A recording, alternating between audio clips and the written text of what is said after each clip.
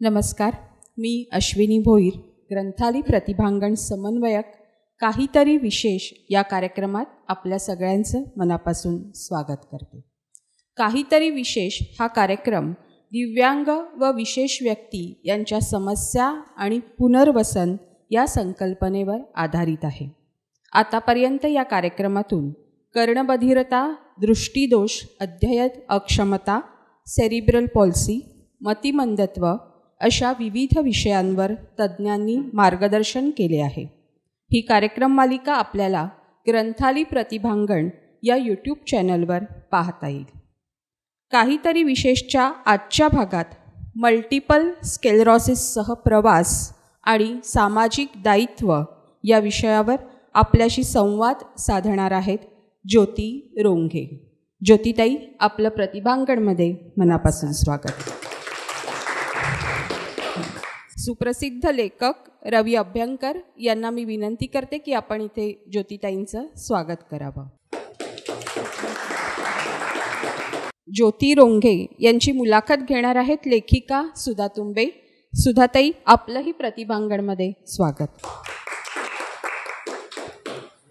ज्योती रोंघे या एक प्रशिक्षित समाजसेविका असून संस्थेतर्फे मुलांना दत्तक देण्याचे काम गेली अनेक वर्ष त्या अतिशय सहृदयतेने करत आहेत. शारीरिक विकलांगतेकडे नेणाऱ्या मल्टिपल स्क्लेरोसिस हा मानवी चेतासंस्थेचा आजार त्यांना 1998 साली झाला. असह्य वेदना देणारा हा आजार झाल्याचं कळल्यावर खचून न जाता ज्योती रोंघे यांनी खंबीरपणे या आजाराशी लढा दिला. मल्टिपल स्क्लेरोसिस हा आजार सहचराप्रमाणे सोबत असतानाही त्यांनी सामाजिक दायित्व अतिशय असोशीने जपलं, सांभाळलं. काहीतरी विशेषच्या आजच्या भागात आपण ऐकूया ज्योती रोंघे यांना. आजचा विषय आहे मल्टिपल स्क्लेरोसिससह प्रवास आणि सामाजिक दायित्व. या पुढील कार्यक्रमाची सूत्र मी संवादिका सुधा तुंबे यांच्याकडे सुपूर्द करते. धन्यवाद. ज्योतिताई, ग्रंथाली परिवारात तुमचं सहर्ष स्वागत. नमस्कार. नवीन सदस्य म्हणून तुम्हाला मी आता प्रवेश झाला आहे. येस, खूप छान वाटते तुम्हाला प्रत्यक्ष बघून. रवी अभ्यंकरनी मला तुमचा रेफरन्स दिला होता, कारण आमच्या ग्रंथालीच्या ह्या प्रतिभांगण हा आत्ताचा दिवाळी अंक होता. हो. आणि याच्यामध्ये सगळं विशेष याच्यावर शिक्षणावर तो आधारित होता. आणि ह्याच्यामध्ये मल्टिपल स्क्लेरोसिसवर लिहिणारं मला असं कोणी मिळत नव्हतं आणि मराठीमध्ये लिहायचं होतं. हो. आणि मग मी नेहमीप्रमाणे मदत लागली की रवी अभ्यंकर असतातच. मग त्यांना फोन केला. मग त्यांनी सांगितलं की ज्योती माझी मैत्रीण आहे ज्योती रोंघे. येस. आणि मग तुम्ही अतिशय सुंदर तुम्ही लेख लिहिला. मी तो वाचून मला ह्याच्याबद्दल खूप कुतूहल वाटलं आणि म्हटलं आता ह्याच्यावर एक अख्खा एपिसोड करणं महत्त्वाचं आहे. 3 टप्प्यात आपण कार्यक्रम करतो नेहमी. काहीतरी विशेष. पहिल्यांदा तुमच्या वैयक्तिक माहिती आयुष्याबद्दल, पूर्व इतिहासाबद्दल. नंतर तुम्ही करत असलेल्या कामाबद्दल आणि तुमच्या संस्थांबद्दल. येस. याच्यासाठी आणि त्यात मल्टिपल स्क्लेरोसिसची ओळख हे पण नक्की. आता मला एक सांगा की तुम्ही मल्टिपल स्क्लेरोसिस म्हणजे मी वाचलेलं आहे, सगळं माहिती आहे, पण त्याच्या व्यतिरिक्त पण तुम्ही पुष्कळ काही केलं ना आधी पूर्वी इतिहास. अगदी लहानपणापासून सांगा. लहानपणापासून सांगायचं म्हणजे माझा जन्म मुंबईचा, आई वडील वगैरे. लग्नानंतर मी पुण्याला गेले आणि मी समाजसेवेचा पदवी घेतलेली आहे निर्मल निकेतन या कॉलेजमधून. आणि त्याचं बाळकडू मला माझ्या आईवडिलांकडूनच मिळालं की माझे वडील त्यांची पाळंमुळं जी खेड्यात होती तिथून पेशंट्स काही मुंबईत यायचे, तर घरात राहून त्यांची ते सेवा करायचे, त्यांना डॉक्टरकडे घेऊन जायचं, ते सगळं करायचे. त्याच्यामुळे काहीतरी करावं हे नक्कीच विशेष होतं. वडिलांची नोकरी काय होती? माझे वडील बालमोहनचे प्रिन्सिपल होते. बालमोहन शाळेचे प्रिन्सिपल. येस. तुम्ही पण बालमोहन शाळेच्याच विद्यार्थी? हो. अरे वा, बालमोहन शाळेचेच विद्यार्थी. त्याच्यामुळेच रवी लहानपणापासून माझ्या वर्गात. आणि आता बघा नाही, 77 साली आम्ही 10वी पासआउट झालो, पण अजूनही आमचा संपर्क आहे. लहानपणची मैत्री वेगळी असते. तर आणि त्याच्यानंतर मग मी पुण्याला गेले आणि तिथे मला लहान मुलांच्या जास्त विशेष काय म्हणतात त्याला रुची आहे, त्या क्षेत्रात काम करायची. म्हणून मुलं दत्तक देण्याची ससून मित्र मंडळ म्हणून संस्था आहे. सोहोश असं त्याचं मराठी इंग्लिश नाव आहे. तर तिथे नोकरी मी ॲडॉप्शन कोऑर्डिनेटर समन्वयक म्हणून नोकरी सुरू आहे माझी होती. आणि 98 साली मला MS झाला. मग तरीही मला सुरुवातीला आत्ता जशी मी चालते तसा एवढा त्रास होत नव्हता. त्याच्यामुळे मी केली नोकरी. पण आता मुलं दत्तक देण्याचं काम अतिशय कठीण असतं. आपल्याला वाटतं की सोपं आहे वगैरे आणि इतकी मुलं आहेत का नाही दत्तक देत जातात वगैरे, पण कठीण असतं ते. आणि मग कोर्टात वगैरे जावं लागायचं. म्हणून 2006 साली मी नोकरी सोडली. आणि आधीपासून मी 98 सालापासून मला जेव्हा झाला हा आजार, तर 2000पर्यंत आधी चाचपडतच की नक्की काय मला आजार झाला आहे. हे जरी माहीत होतं, मी मिळवली माहिती, तरी 2000 सालानंतर मी त्याला काय म्हणतात त्याला भाग घ्यायला सुरुवात केली त्या कामात MSSIचा.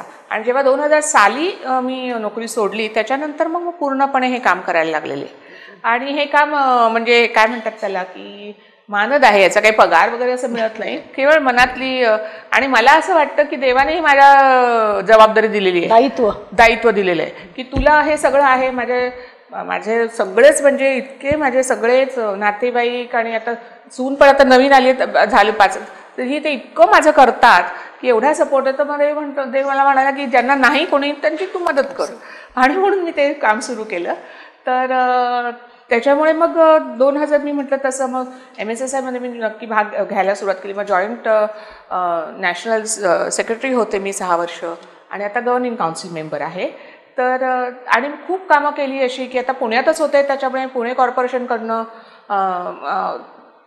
अपंगांना जो हे मिळतो पेन्शन मिळतं त्याच्यासाठी मी भाग घेतला. नंतर UDID कार्ड मला माहीत असेल तर ससूनमध्ये खरं ते मिळायला हवं, पण तिथे खूप मोठा स्कॅम झाला, म्हणजे खोटे UDID कार्ड्स दिले गेले वगैरे. मग मी अशा ओळखी काढून UDID कार्डचं पण काम केलं, म्हणजे जास्तीत जास्त UDID कार्ड खूप लोकांना मिळावेत आमच्यासारख्या लोकांना, म्हणून ते केलं. आणि अशी MRI खूप महाग असतो, तुम्हाला माहीत असेल, कोणाला माहीत नसेल तर मी सांगते. MRI ही चाचणी त्याच्यातनंच फक्त कळतं की MS आहे, आणि ही चाचणी अतिशय महाग असते. तर मी पुणे कॉर्पोरेशन कडून MRI मी फ्री करून घेतले. दर महिन्याला ते 4-5 MRI आम्हाला फ्री करून देतात त्यांच्या इथून. आणि अशी बरीच कामं करत राहिलेली आहे मी. आता मुंबईत आल्यावर सुद्धा मी पहिल्यांदा काम सुरू असं केलं की संस्थेची MS हा झाल्यावर त्याचं काय करायचं ते लोकांना कळत नाही, म्हणून त्याची पोस्टर्स मी घेतलेली आहे. तर पुणे कॉर्पोरेशनचे जे हॉस्पिटल्स आहेत तिथे ती पोस्टर्स लावायची मी परवानगी तिथून काढली. आता इथे आल्यावर, मुंबईत आल्यावर मी पूर्ण जिल्हा रुग्णालय जी आहेत महाराष्ट्रात तिथे ती पोस्टर्स लावायचं मी परवानगी काढायला सुरुवात केली. मला कमिशनरकडनं वगैरे सगळ्यांचं सही शिक्क्याने पत्र मिळालेलं आहे, पण मंत्रालयात ते मिळायला हवं. आणि आता निवडणुका होत्या त्याच्यामुळे ते काम काही केलं नाही, म्हणून पण आता होईल ते. आणि मग सगळीकडे आम्ही ते करू. आणि मग नंतर हळूहळू मी म्हणते की बृहन्मुंबई महानगरपालिका आहे तर तिथे पण परवानगी काढावी. तर असं काय काय सुरूच आहे माझं काम, कारण हे काम मला करायला आवडतं आणि मला भरपूर पाठिंबा आहे. कुठेही जायचं म्हटलं तरी आहे. आता मला एक सांगा की तुम्ही निर्मला निकेतन कडून तिकडून तुम्ही हे केलं सोशल वर्क, त्याच्याबद्दल थोडंसं सांगा. कारण हल्ली आम्ही ह्या कार्यक्रमातर्फे नवीन जे तुम्हाला करिअर अव्हेन्यूज आहेत, एक स्पेशल एज्युकेशन असतं, B.Ed स्पेशल एज्युकेशन, किंवा हिअरिंग इम्पेअरमेंटचं त्याला ऑडिओलॉजी अँड स्पीच थेरपी म्हणतात. तर असे आम्ही बरेच हे पण सांगतो, कारण आता सध्या मुलांना माहित नसतं की असे काही अव्हेन्यूज आहेत. तर निर्मला निकेतन हे खूप प्रतिष्ठित कॉलेज आहे आणि फक्त मुलींचं आहे? नाही. अच्छा, मुलं मुली सगळे. अच्छा, मिक्स आहे. हो. आणि ते कॉन्व्हेंट आहे, म्हणजे इंग्रजी मीडियम मधून सगळं. इंग्रजी मीडियम. आणि मुख्य म्हणजे आमच्या वेळेला तर युरोपियन आमचे प्रिन्सिपल वगैरे होते. अच्छा. हां. आणि तेव्हा आम्ही 33 मुलं होतो फक्त. आणि सगळ्या जास्ती मुली 3 का 4 फक्त मुलगे होते. आता निर्मला निकेतनचं कॅम्पस त्यांनी कालिनाला काढलेलं आहे आणि आता तिथे खूप कठीण झालेलं आहे परीक्षा, हे एंट्रन्स मिळणं, ॲडमिशन मिळणं. आणि मला आठवतं, मला जेव्हा ॲडमिशन घ्यायची होती तेव्हा 12वी झाल्यावर मला मायक्रोबायोलॉजीला ॲडमिशन मिळाली होती, पण मला तिथे जायचं नव्हतं. मग मी थोडी मानसिक काय म्हणतात त्याला वेगळ्या अवस्थेत गेले. माझ्या चुलत बहिणीने मला खूप तेव्हा सावरून घेतलं आणि मग ती म्हणाली असं असं आहे, माझ्या मामाने मला सांगितलं असं असा एक कोर्स आहे, तू कर, जर तुला 3 वर्ष नाही जमलं तर तू कर, तुला DSW म्हणजे डिप्लोमा इन सोशल वर्क तुला मिळेल. मग माझी चुलत बहीण तिथे मला घेऊन गेली आणि मला तिथे गेल्या त्यांनी माझी इंटरव्ह्यू घेतला मी, आणि म्हणजे ग्रुप इंटरव्ह्यू घेतला, पर्सनल इंटरव्ह्यू घेतला आणि मी पास झाले. आणि मिळाली ऍडमिशन मला. हे आपल्या मुंबई युनिव्हर्सिटीच्या अंडर? हो मुंबई ते पण सांगायला. हो मुंबई युनिव्हर्सिटीच्या. मस्त. आणि मग ते कॉलेज सुरू झालं पण मला त्याच्यात इतका रस येत गेला की सोशल वर्क म्हणजे झोळी घेऊन जातात तसं नाही. हे प्रशिक्षित समाजसेवा, प्रशिक्षित समाजसेवक म्हणजे लोकांचे कार्य हे समजून, व्यथा समजून त्याच्यावर काम करायचं, नुसतं द्यायचं नाही. सोशल वर्क समाजसेवा करता म्हणजे तुम्ही कुठे झोपडपट्टीत गेला आणि त्यांना काहीतरी देताय नुसतं असं नाही. तर त्यांच्या व्यथा समजून, म्हणजे आता मी जेव्हा हे multiple sclerosis society of India जेव्हा जॉईन केलं तेव्हा पुणे जी आमची शाखा आहे तिथे मी जायला लागले. तर तेव्हा तिथे आधी असंच होतं की काय म्हणजे पेशंट्सना द्यायचं, मग काहीतरी खायला दे किंवा कपडे दे, म्हणजे ह्या त्यांच्या गरजा नव्हत्या. मी स्वतः पेशंट असल्यामुळे मला कळत होतं की त्यांच्या गरजा काय आहेत, बरोबर की नाही. तर डिस्पोजेबल डायपर्स लागतात, ते अतिशय महाग असतात. मग मी डिस्पोजेबल डायपर्स काय करायचं, तर मी आता हे सोशल वर्क बॅकग्राऊंड ह्याच्यात मला जास्त कामाला आलं की मी तिथे जाऊन जे डायपर्स तयार करतात त्यांच्याकडे जाऊन भेटले आणि त्यांना सांगितलं की बघा आम्हाला असे डायपर्स लागतात. आता ते डायपर्स कसे जड नसतात बघा, पण मोठे मोठे असतात, त्याच्यामुळे आम्हाला टेम्पो भरून डायपर्स लागतात दर महिन्याला सगळ्या पेशंट्सना द्यायला. मग त्यांनी काय केलं, ते फ्री आम्हाला आणून देतात कॉलेज आमच्या ह्याच्यात. क्या बात आहे. ऑफिसमध्ये फ्री आणून देतात आणि मग आमचे जे तिकडचे पेशंट कोऑर्डिनेटर असतात ते वाटतात त्यांना.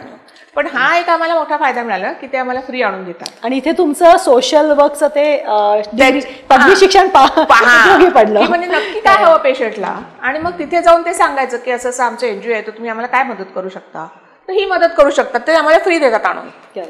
तर ह्या छोट्या छोट्या गोष्टी आहेत. तर ते सोशल वर्क माझे पदवीचं जे आहे ते प्रशिक्षण याच्यात कामाला आलं.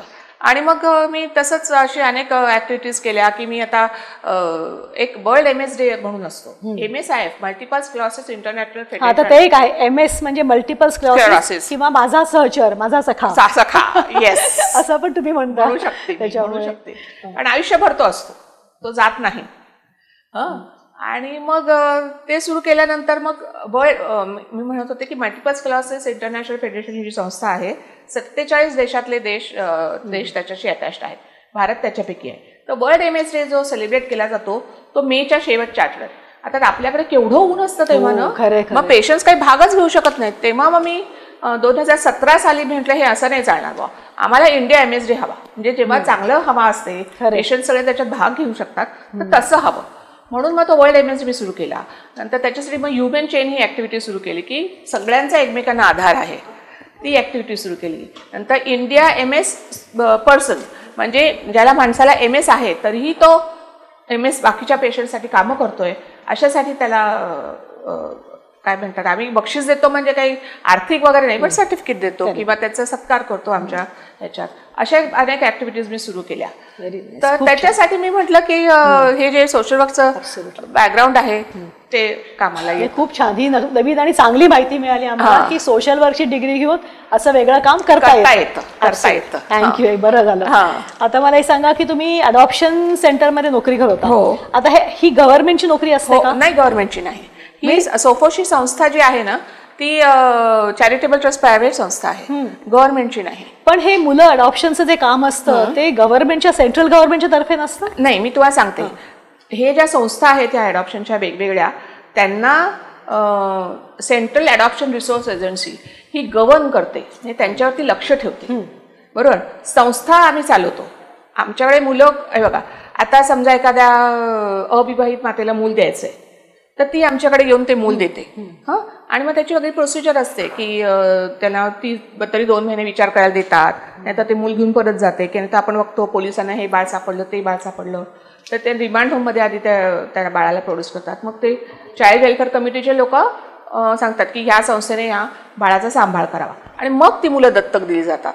आणि ह्या सगळ्यात खूप महिने जातात. आपल्याला वाटतं तसं ते हळू पटापट होत नाही, एक आज आलं बाळ की दिलं दुसऱ्या दिवशी, असं होत नाही. आणि लाईन पण पुष्कळ आहे ना पालकांची, भयंकर. आता तर खूपच आहे.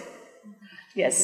पण तुम्हाला जेव्हा हे 98 साली तुम्हाला हे जेव्हा निदान झालं तेव्हा तुम्हाला तुमच्या कामावर परिणाम नाही का झाला याचा? नक्कीच झाला ना, नक्कीच झाला. पण एक सुदैवाने अशी गोष्ट झाली की माझं जे पुण्यातलं घर आहे तिथून सोपोश अगदी 10 मिनिटं चालत जायला लागतं. तुम्ही काय म्हणाला, त्याला नाव काय म्हणतात? ससून मित्र मंडळ. ससून मित्र मंडळ. कारण बऱ्याच लोकांना अजून माहित नाही. तर ती अगदी ससून जवळ होतं त्याच्यामुळे. आणि मी नेहमी पार्ट टाईम काम केलं, कारण माझी असं होतं आग्रह आधीपासून की मुलं शाळेत जातील तेव्हा मी घरात पाहिजे आणि मुलं शाळेत येतील तेव्हा मी घरात पाहिजे. अगदी बरोबर. हां, त्याच्यामुळे ते झालं काम. आणि मग 2006 सालापर्यंत मी करू शकले काम. पण नंतर मला दरवर्षी अटॅक यायचे. साधारण हवा बदलली ना की मग MS पेशंट्सना अटॅक येणं म्हणजे काय की तुमचे आणखीनच तुमचे हातपाय गळतात, काहीच करता येतो, जवळजवळ तुम्ही बेडरिडन होता. आणि मग तुम्हाला हॉस्पिटलमध्ये ॲडमिट होऊन मेथाइलपेडनिसिलिन नावाचं स्टेरॉइड घ्यावं लागतं. तर त्याच्यामुळे मग हळूहळू असं व्हायला लागलं. त्याच्यामुळे आणि मग नंतर काय झालं की 2000 साली माझा मुलगा जो वकील आहे तो मुंबईत आला हायकोर्टात प्रॅक्टिस करायला. माझी मुलगी शिकायला लंडनला गेली. त्याच्यामुळे ते म्हणले आता आई आम्ही आता नाही होत तुला हे करायला न्यायला आणायला, तर तू नोकरी सोड. म्हणून 2006 साली मी नोकरी सोडली. पण आता मी ॲडॉप्शन कन्सल्टंट म्हणून मी काम करतो. अच्छा. हां, मुलं दत्तक नाही, कारण काय असं माहिती आहे का सगळ्या मुलांच्यात काय काय प्रॉब्लेम्स असतात. म्हणजे मुलं दत्तक दिली काय आणि तुम्हाला जैविकरित्या झाली काय. पण मग मुलं दत्तक घ्यायच्या आधी पालकांचे प्रश्न असतात, मुलं दत्तक घेतल्यानंतर पालकांचे आणि मुलांचे प्रश्न असतात. तर त्याच्या संबंधी त्यांच्याशी बोलण्याचं काम मी करते. खूप छान. काय प्रचंड काम करताय तुम्ही. मला म्हणजे काय काय करताय विविध स्तरांवर असं. आता आपण आपल्या आजच्या विषयाकडे बघू. नक्की. आता मल्टिपल स्क्लेरोसिस हे खरं सांगू अजून ऐकिवात नाही. म्हणजे माहित नाही, अवेअरनेस जागरूकता एवढी झाली नाही काय. म्हणजे हा तुमचा लेख बऱ्याच लोकांनी वाचला आणि त्यांना आतापर्यंत त्यांनी मला बऱ्याच लोकांनी मी सांगितलं कोणाला यायचं तर या.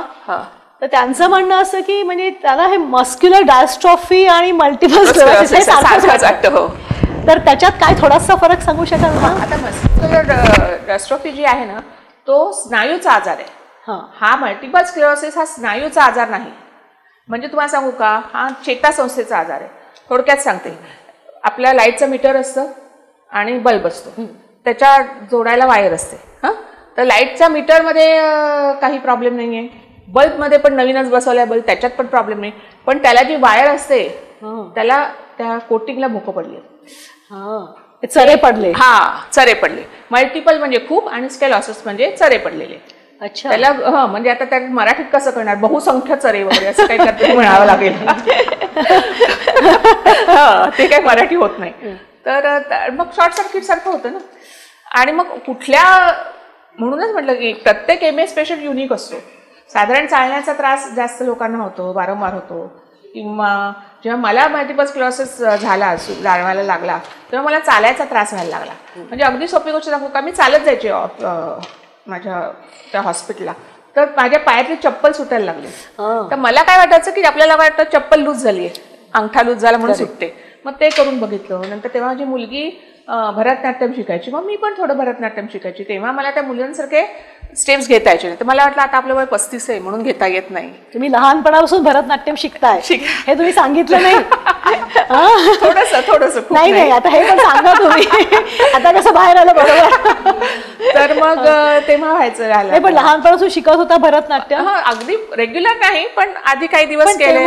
कधी कुठे असं तुम्हाला जाणवलं नाही की आपल्यात काही बदल होत आहे? काहीच नाही जाणवलं. आणि मग तेव्हा असं वाटलं काहीतरी ऑर्थोपेडिक प्रॉब्लेम आहे. मग तिथे गेले आणि नशिबाने असं झालं की मी ससून हॉस्पिटल नोकरी करत होते ना, त्याच्यामुळे पटपट मला डॉक्टरकडे जाता येत होतं.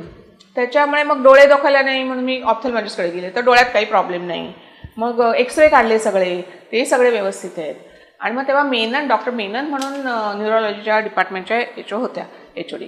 तर त्या मला म्हणल्या तुम्ही MRI काढून घ्या. त्या पण अशा भीतभीतच म्हणाल्या MRI काढायचा म्हणजे महाग असतो. आणि पुण्यात मी म्हटलं तसं फक्त रुबी हॉलला MRI काढून मिळायचा. तर तुम्ही MRI काढून घ्या. मी MRI काढलं, त्याच्यात ते मल्टिपल स्क्लेरोसिस असा शब्द होता. आता माझ्या घरात माझे दीर डॉक्टर, माझे सासरे डॉक्टर, नणंद डॉक्टर, म्हणजे GP, तर कोणालाही मल्टिपल स्क्लेरोसिस म्हणजे काय माहिती नव्हतं. तर मल्टिपल स्क्लेरोसिस आहे असं वाटतंय असं म्हणून सांगितलं त्याने. मग माझे आई वडील मुंबईचे सगळे मला घ्यायला आले की असं म्हणजे पुण्याला जर इलाज नाही तर मुंबईत नक्की आहे असं झालं. मग मुंबईला आणलं मला. तिथून मला बॉम्बे हॉस्पिटलला नेलं आणि मग तिथे मग कलर MRI काढला आणि मग तिथे शिक्कामोर्तब झालं की हा मल्टिपल स्क्लेरोसिस आहे. बरं, मल्टिपल स्क्लेरोसिस म्हणजे काय, तर मला मुलं लहान माझी, मला वाटलं आपण मेलो तर काय होईल. खरंच सांगते, नाही मला असं वाटलं की मी मेलो तर माझ्या मुलांचं काय होईल. मग तेव्हा मी जे ॲडॉप्शनचं काम करत होते ना, तिथे खूप परदेशी लोक यायचे तर मग त्यांच्याशी आपली मैत्री होते, तुम्ही इतकं बोलता. तर त्यांना मी सांगितलं मल्टिपल्स क्लॉसेस. तर त्यांना खूप जणांना असं धक्का बसला आणि मला वाटलं काय बी यांना वाटतं एवढं असं मल्टिपल्स क्लॉसेस. आणि तेव्हा काय ते गुगल वगैरे नव्हतं. त्यांनी मग सगळ्यांनी मला हार्ड कॉपी जाणून दिल्या की हे वाचा तुम्ही, म्हणजे कळेल तुम्हाला. मी ते सगळं वाचलं. मग मला कळलं की आता पण ते मरणार नाही होतं, पण हे आयुष्यभर आपल्याबरोबर असणार आहे. मग मी तर निश्चय केला, बाबा आपली मुलं मोठी होईस्तवर स्वतःच्या पायावर उभी राहायचं, तर आपल्याला काही मरायचं नाही, बेडरिडन पण त्याहून व्हायचं नाही. आणि डॉक्टरने मला त्याला सांगितलं तुम्हाला 10 वर्ष काही होत नाही, घाबरू नका.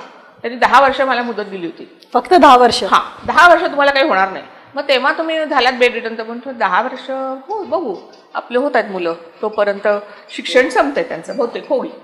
पण ते झालं. आणि मग 10 वर्षाने पण म्हटलं नाही बाबा आता आपण बेडरिडन वगैरे नाही व्हायचं. आणि झालं तसं. मी राहिले, देवाने ऐकलं माझं. आणि म्हणतात ना ते मातृत्व ही ढाल असते. मी त्या मातृत्वाच्या ढालीन त्या मल्टिपल्स क्लॉसेसला पत्रलं नाही. म्हटलं माझी मुलं लहान आहेत, माझ्या मुलांचं आणि मोठी झाल्यावर सुद्धा त्यांना माझी सेवा अशी करायला मध्ये मध्ये केली तर ठीक आहे, पण कायम मी बेडरिडन आणि ते सेवा करतायत असं व्हायला नको, म्हणून ते झालं. खूप मोठं मन आहे तुमचं खरंच. म्हणजे ऐकताना तसं मला हे खूप फारच म्हणजे मोठं फार काय शब्द नाहीत माझ्याकडे, असं झालंय. आणि ऐकतच राहावं असं वाटतंय. आता तुमची आता लक्षणं ही तुम्ही सांगितली की तुम्हाला असं, पण ही जनरल लक्षणं सांगू शकाल का जरा? हे प्रत्येकाची वेगळी असतात. आता लोकांना कसं हा प्रोग्राम ह्याच्यामुळे म्हणजे तुमची लक्षणं इतरांना असतील असं नाही, पण मग ठोस अशी आपली सगळी ढोबळमानाने जी एवढी लक्षणं आहेत तुम्ही सांगू शकाल? हां, ढोबळमानाने म्हणजे चालायचं मी मुख्य म्हटलं ते. आणि काही जणांच्या हातातली शक्ती जाते, चक्कर वगैरे येत नाही सुरुवातीला? नाही, हातातली शक्ती जाते, पायातली शक्ती जाते, कोणाला दिसत नाही, कोणाला ऐकू येत नाही. काही आमच्याकडे आता जे पेशंट्स आहेत तरुण, आणि मुख्य म्हणजे ना हा आजार तरुण वयातच होतो. साधारण 25 ते 40 पर्यंतच्या लोकांना हा आजार होतो. म्हणजे तुमचं जेव्हा प्रॉडक्टिव्ह एज असतं, तुम्ही काहीतरी करू शकता, तेव्हाच हा आजार असतो. आणि बायकांना जास्त होतो, हे विशेष आहे. आणि त्याच्यात 4 प्रकार आहेत बघा मल्टिपल्स स्क्लेरोसिसमध्ये. एक म्हणजे प्रायमरी प्रोग्रेसिव्ह, सेकंडरी प्रोग्रेसिव्ह, बिनाईन म्हणजे मल्टिपल स्क्लेरोसिस आहे पण त्याचे काही फारशी लक्षणं नाहीत. आणि एक असतं ती तुम्हाला फर्स्ट अटॅकमध्येच तुम्ही बेडरिडन होता. बाकीचे हे आजार आहेत ते हळूहळू पहिल्यांदा primary progressive, secondary progressive, primary progressive, secondary progressive, एक बिनाईन असतो. म्हणजे त्याचे लक्षणं नाही दिसत, पण असतं कळणार कसं? हां, तर तेच मी तुम्हाला सांगते. इनव्हिजिबल सिम्पटम्स असतात. तर आता आमचं सध्या मोठं बिलीव्ह इन इनव्हिजिबल असं आहे. म्हणजे मल्टिपल स्क्लेरोसिस तुम्हाला सांगते, काही पेशंटचा हात सगळा सुन्न पडतो, मुंग्या येतात.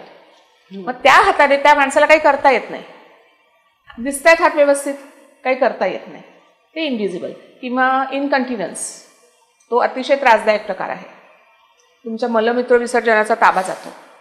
किंवा तुम्हाला फटीग येतो. फटीग म्हणजे तुम्ही इतकं दमता, म्हणजे सकाळी रात्रीची झोप काढून तुम्ही सकाळी उठता आणि तुम्ही दबलेले असता, अगदी डोक्यापासून पायापर्यंत तुम्हाला काही करावंसं वाटत नाही.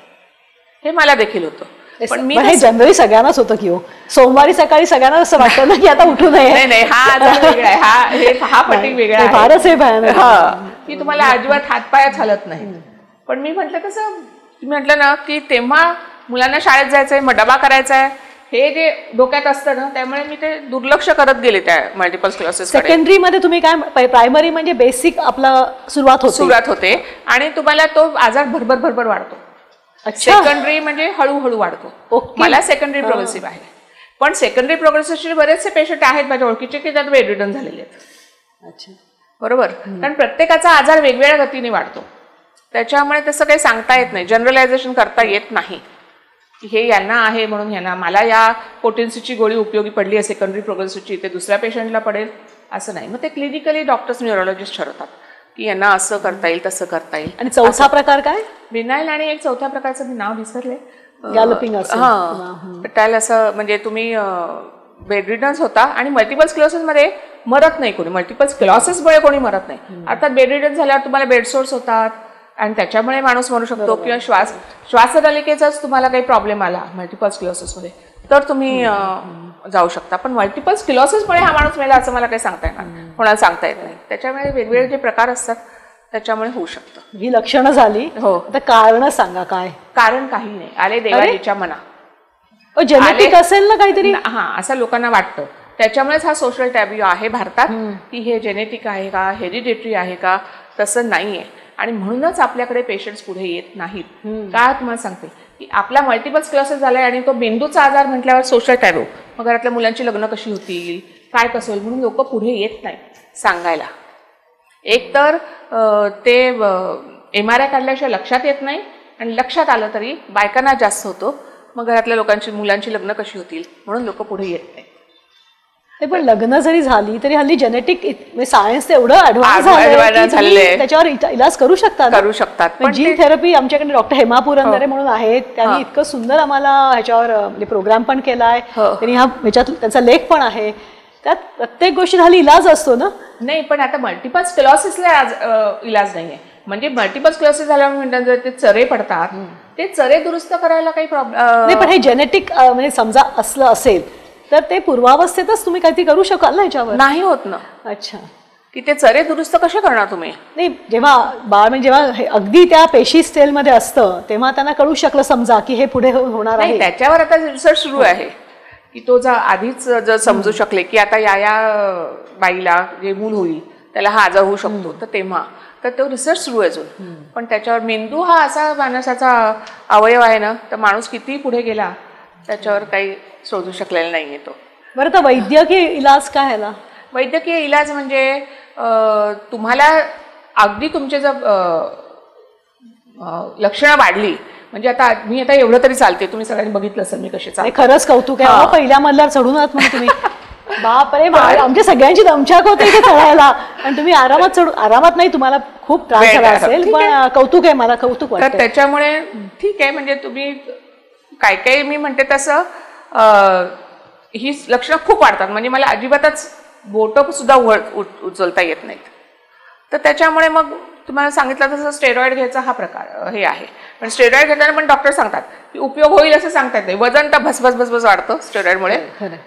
वाटलं बरं तर ठीक आहे, नाही तर नाही. आणि ना जेव्हा हवामानात बदल होतो ना, म्हणजे उन्हाळा ते पावसाळा, पावसाळा ते हिवाळा, हिवाळा ते उन्हाळा, त्या वेळच्या मधल्या ट्रान्झिटमध्ये जास्त आजार होतो. पण आता मला फॉर्च्युनेटली बरेच दिवसात अटॅक असा आलेला नाही. बरेच वर्षात पूर्वी ते अटॅक्स यायचे मला, आणि मग हॉस्पिटलमध्ये ॲडमिट व्हायचे मी. हॉस्पिटलमध्ये ॲडमिट करून मग हे स्टेरॉइड द्यायचे. 3 दिवस ते थोडं 8 तासात देतात, मग थोडा वेळ गॅप, आणि परत 8 तास असं 3 दिवस ते देतात. आणि स्पेशलायझेशन डॉक्टरांचं त्या वेगळं असतं? हो, न्यूरोलॉजिस्ट असतात. अच्छा, ते न्यूरोसर्जन किंवा न्यूरोलॉजिस्ट असतात. तेच.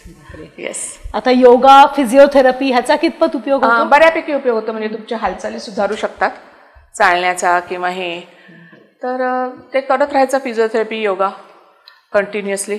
पण तुम्ही करता रेग्युलरली? नाही करत. ते सगळ्यांचंच असतं. एक योगा डे असतो, त्या दिवशी सगळे हिरीरीनं नाही. आणि मी घरातलं काम सगळं करते. अगदी मला बाथरूम घासायला आवडते, स्वयंपाक करायला आवडतो. पण असं व्यायाम आणि त्याच्यासाठी ती सगळ्यांची शिव्या खाते. पण करायला हरकत नाही सांगायला ना लोकांना की ह्याच्यावर योगा हा पण एक योगा आहे आणि फिजिओथेरपी. पण योगामुळे होतं बरं असं नाही, पण प्राणायाम वगैरे असं नाही, पण ऍटलीस्ट काहीतरी त्याच्यावर एक मार्ग आहे, सुधारणा. प्राणायाम वगैरे केलं तर. आणि फिजिओथेरपिस्ट असतात, आणि MS स्पेशलिस्ट फिजिओथेरपिस्ट असतात, MS झालेल्या लोकांसाठी. आता हे 21 अपंगत्वात समाविष्ट झालं. हे आधी फक्त 7च अपंगत्व होती 1995 सालात. आता 2016 साली नवीन अपंग कायदा आलाय लोकांना सांगण्यासाठी, की प्रेक्षकांना आपल्याला हे सांगायला की आता 2016 सालचा नवीन जो कायदा आलाय त्याच्यामध्ये 21 अपंगत्व आली आहेत. आणि म्हणून आता आपण हा जो कार्यक्रम करतोय हे आता सगळ्यांना म्हणजे वेगवेगळ्या प्रकारचे अपंगत्व असतात. आता हे मल्टिपल स्क्लेरोसिस हे अपंगत्व आहे हे खरंच माहित नव्हतं. आपण अपंगत्व म्हणजे काय म्हणतो की मतिमंदत्व किंवा दिसत नाही, किंवा आत्मबग्नता किंवा कर्णबधिरता. पण आता हे मल्टिपल स्क्लेरोसिस हे सिकल सेल ॲनिमिया आहे, ते आता या 21 अपंगत्वात काय, थॅलेसेमिया केलेले, ऑटिझम केलेलं आहे, ड्वार्फिझम म्हणजे बुटके लोक असतात ते अपंगत्व आहे, ते या 21 ह्याच्यात केलेलं आहे. आणि आता मग सरकारने त्याला वेगवेगळे हे दिलेले की म्हणजे सरकारी नोकऱ्यांच्या 3 ते 5% त्याला रिझर्वेशन आहे. नंतर हायर एज्युकेशन जे असेल त्याच्यात 3 ते 5% आहे.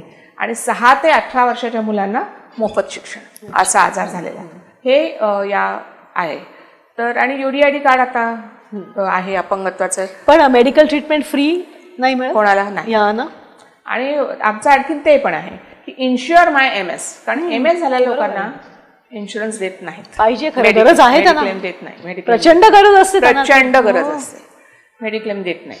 म्हणजे आता नशिबाने माझ्या पतीने आधीच मला MS व्हायच्या आधीच आम्ही काढलेला होता मेडिक्लेम वगैरे, त्याच्यामुळे आम्हाला थोडीफार मदत होते, पण नाहीतर नाही. पण त्याची होते मदत, म्हणजे MS साठी मल्टिपल स्क्लेरोसिसची तुम्ही जेव्हा बिलं देता निदान ते झालं आहे त्याची, कारण मला आधी मेडिक्लेम काढला होता, पण आता नाही. आता नाही मेडिक्लेम काढला. प्लीज हे करू शकता.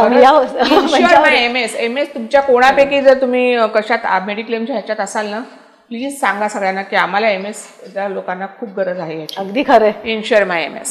आणखीन एक तुम्हाला कारण सांगते सोपं, काय म्हणतात त्याला, इनव्हिजिबल MS.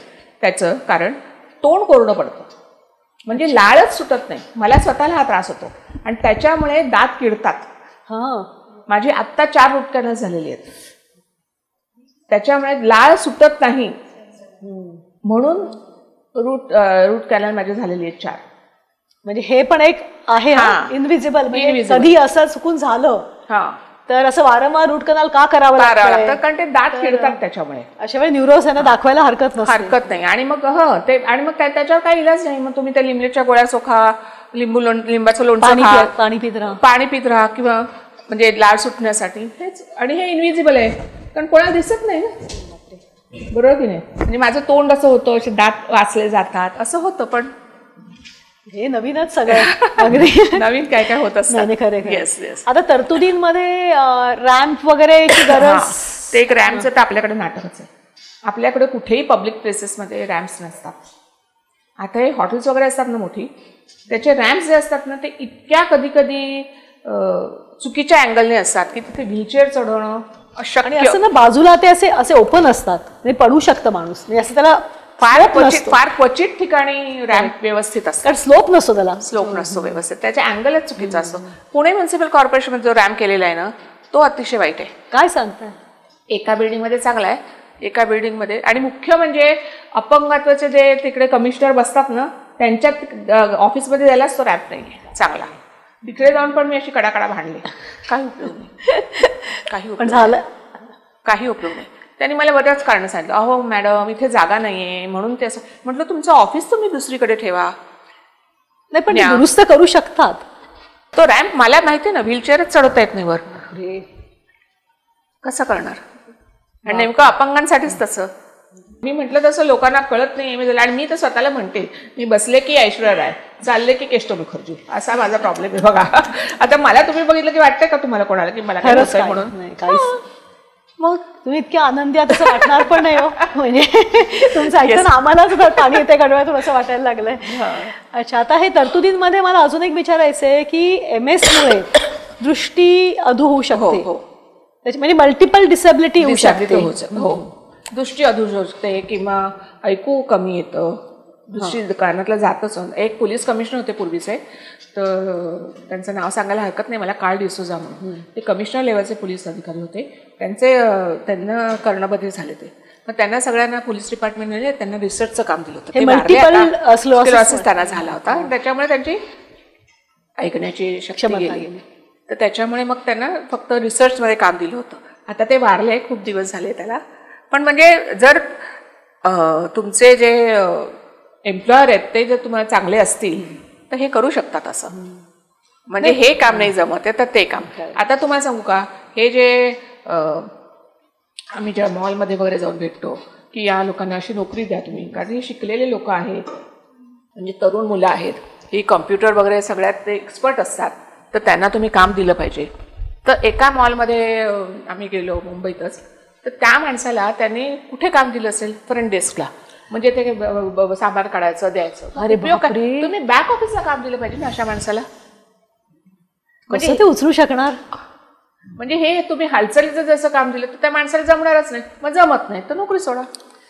म्हणजे जर तुमचा हे जे लोक असतात त्यांनी जर थोडंसं समजुतीने घेतलं की बाबा ह्या माणसाला हे काम जमतंय, आपण बॅक ऑफिसला देऊ शकतो ना काम हे.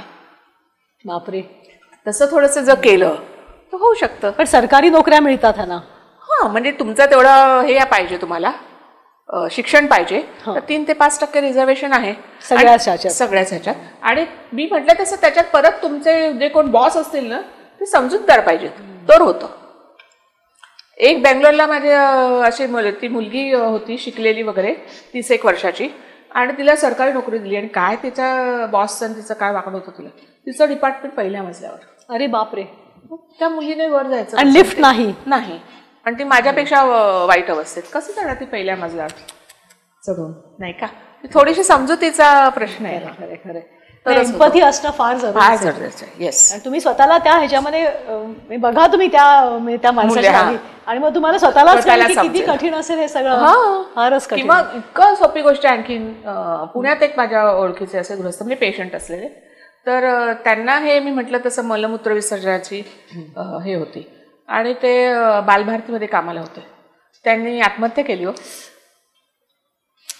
अगदी सोपी गोष्ट होती. त्यांना वॉशरूमच्या शेजारचं डेस्क द्यायचं जवळचं. किती सोपी गोष्ट होती की नाही करत त्याने. त्यांनी आत्महत्या केली. पण सांगू शकत नाही आपण त्या डिपार्टमेंट. तर तुम्ही एवढे ऍक्टिव्हिस्ट आहात तुमच्यासारखे ऍक्टिव्हिस्ट जाऊन तिथे सांगू सांगू झालं तरी नाही. मग त्यांचं काम ते इथेच असतं. मग इथे त्यांना करावं लागतं तिथे. अरे हे काय तुम्ही त्यांना काम बदलून द्या ना नाही का. अरे कायद्याप्रमाणे बरोबर नाहीये ना. अजिबात नाही. कारण अपंग कायदा आपल्याला माहिती आहे पण असं सांगू शकत नाही ना. समान हक्क आता हे सगळं आहे पण ते आता सांगू शकत नाही ना आपण. किती भयानक आहे ना सगळं. येस. बापरे. असं काय काय आहे. आणि नुसतेच हे फिजिकल प्रॉब्लेम्स होत नाहीत मानसिक पण होतात की माणसं रडतात डिप्रेशनमध्ये जातात किंवा अशी पण काही गोष्टी असतात. मग हे पण इनव्हिजिबल सिम्पटमच आहेत की माणसं खूप डिप्रेशनमध्ये जातात रडतात. अच्छा. आणि तुम्ही म्हणालात की ते तरुण वयात साधारणपणे होतं. लहानपणी झालेलं असं तुमच्या केसेस आहेत का. एकच भोरचा मुलगा आहे बघा तो आता 13-14 वर्षाचा असेल तर त्याला झालेला आहे MS. पण मग आता शाळेला नाही तो शाळेत जातो आणि multiple sclerosis society of India ही जी आमची संस्था आहे 1981 साली स्थापन झालेली. आमच्या 8 शाखा आहेत अख्ख्या भारतभर. तर त्यांच्यातर्फे आम्ही अशा पेशंटसाठी करत असतो मदत. शैक्षणिक मदत होते. आणि फक्त ज्या मुलाला मल्टिपल स्क्लेरोसिस असं नाही. समजा आता घरातला कुटुंब करता आहे तर त्याच्या मुलाला जर आम्ही शैक्षणिक मदत करतो म्हणजे त्याची फी भरणं वगैरे असं त्यांनी फक्त आम्हाला त्यांचं फीचं आणून द्यायचं आम्ही त्याची फी वगैरे भरणं ती कामं करतो. म्हणजे असं त्यांना मदत करू शकतो.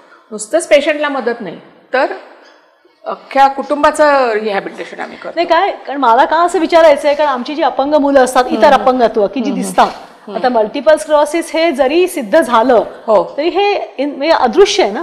म्हणजे ते समोरच्या शिक्षकांना कळणारच नाही. मूकबधीर असेल तरी त्याच्या चेहऱ्यावरून नाही कळणार पण हावभावावरून त्यांचे शाळा वेगळ्या असतात. नाही आता हे चला हल्लीच्या काळात असं नाही. हल्लीच्या काळात इन्क्लुझिव्ह एज्युकेशन सगळी मुलं एका शाळेत असतात सर्वसमान एज्युकेशन शिक्षण. आणि किंवा आता अंध मुलं असतात तर ते कळतं तुम्हाला. पण आता मल्टिपल स्क्लेरोसिस झालेलं मूल असेल तर ते तुम्हाला शिक्षकांना पण त्याच्यासाठी आधी सांगावंच लागतं जाऊन ट्रेनिंग प्रोग्राम किंवा निदान जाऊन सांगावं तरी लागतं की असं आहे बुवा या मुलाला कार्यक्रम. कारण कधी कधी आई वडिलांना सुद्धा सांगता येत नाही की असं झालंय या मुलाला. बरोबर की नाही. तेवढी एम्पॅथी पण पाहिजे. तेवढी एम्पॅथी पाहिजे. आणि हे असं कसं असतं आता बघा मला हा आजार झालाय ना तर मी म्हटलं अटॅक आला ना तर तेव्हा मला जास्त त्रास होतो. एरवी होत नाही तर मग आणि बायकांना जास्त होतो. तर मग सासरचे लोक काय म्हणतात ही नाटकं करते हिला हा त्रास झालाय असा आत्ता त्रास झाला आणि आता तर ती व्यवस्थित आहे असं होतं. किंवा मग ते भूतबाधा झालीये किंवा असं काय झालं ते विचारणारच होते की तुमच्याकडे तसे आलेत का. हो तसे खेड्यापड्यात आपल्याकडे अजूनही म्हणजे विज्ञानापेक्षा अशाच सुपरनॅचरल मध्ये आपण जास्त विश्वास खरोखर याच्यावर विश्वास. अरे ती भूतबाधा झाली. आता मला जेव्हा MIB झाला ना तेव्हा माझ्या आते सासू दोघी त्यांनी काय माझी दृष्ट काढली. ते धडाधड पाय आपटून आणि ते नागबळी का काय करायचं ते केलं. काय म्हणजे मला कळच ना. आणि बरं आता सासूबाई आते सासूबाई करतायत म्हटल्यावर आपण काय नाही म्हणू शकत नाही ना. म्हणजे ते प्रेमापोटीच करणार. माझ्या आईने पण केलं. त्याच्यामध्ये बराच काळ जातो. खूप डायरेक्ट डॉक्टरकडे जाऊन डायरेक्ट नाही मी डॉक्टरकडे वगैरे जातच होते पण तरीही त्यांना वाटलं की नाही हे असं काहीतरी आहे.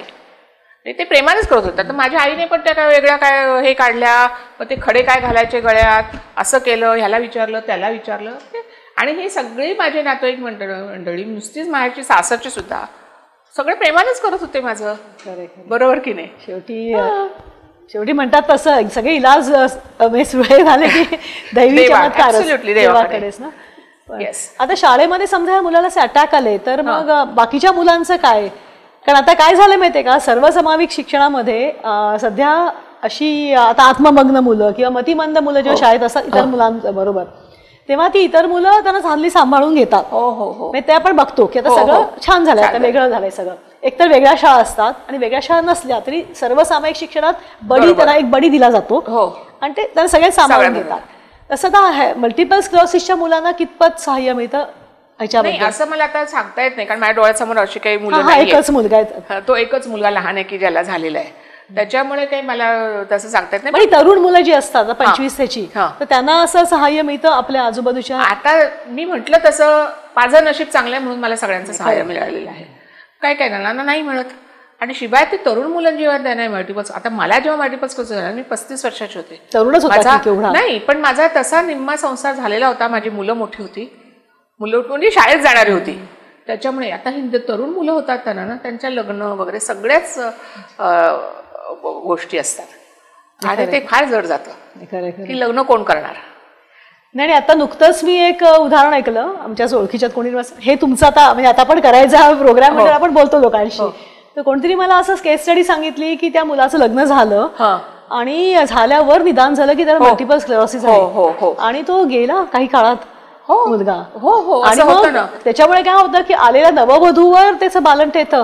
बरोबर. म्हणजे आपण कुठल्या समाजात राहतो आणि काय करतोय की त्याला आधीपासून असणार निदान झालं आणि त्या मुलीचा काय दोष आहे. ऍब्सोल्युटली. आपण अशी पण आहेत बरं लक्षणं. पुण्यात एक मुलगी आहे, तिला मार्चमध्ये तिचं लग्न झालं, डिसेंबरमध्ये तिला पहिला अटॅक आला, पण त्याच्यानंतर तिला मुलगा झाला आणि आता ते दोघं व्यवस्थित आहेत. म्हणजे प्रेम मी म्हणते तसं प्रत्येकाचं एकतर हे वेगळं वेगळं असतं, लक्षणं वेगवेगळी असतात. आणि शेवटी घरी तुमचा नवरा, आता माझ्या पतीने मला किती सांभाळून घेतलं बघा, 26 वर्ष झाली. बरोबर की नाही. खरंच आहे, किती सांभाळून घेतलं. खरंच आहे, भाग्यवान आहात तुम्ही. खरंच ऍब्सोल्युटली भाग्यवान आहे मी. किती भाग्यश्रीच नाव होतं माझं लग्नाच्या आधी. भाग्यश्रीच आहे मी. पण आता तुम्ही ज्योती आहात इतरांसाठी, जास्ती चांगलं. आता जागरूकता अभियान तुम्ही सुरू केलेलं आहे. आता मला व्यवस्थित सगळं सांगा, तुमची सोसायटी कुठली, काय कसं काय. कारण स्टार्टिंगला आधी सुरुवातीला कसं तुम्ही जस्ट एक त्याच्यावर नजर मारली. आता व्यवस्थित सांगा की कोणाला मल्टिपल स्क्लेरोसिस समजा निदान झालं तर कुठून कसं काय त्यांनी करायचं.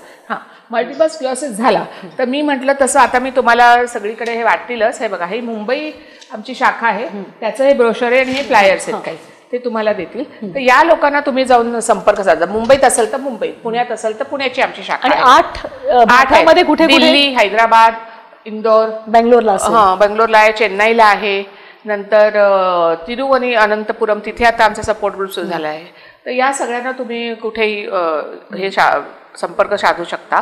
नंतर नाशिकला आता आमचा सपोर्ट ग्रुप करायचा सुरू आहेत प्रयत्न. तर आणि मग तिथे झाल्यावर तुम्हाला त्याचा गायडन्स मिळेल. नंतर सगळे लोक म्हणजे आम्ही वेगवेगळे कार्यक्रम करतो बघा.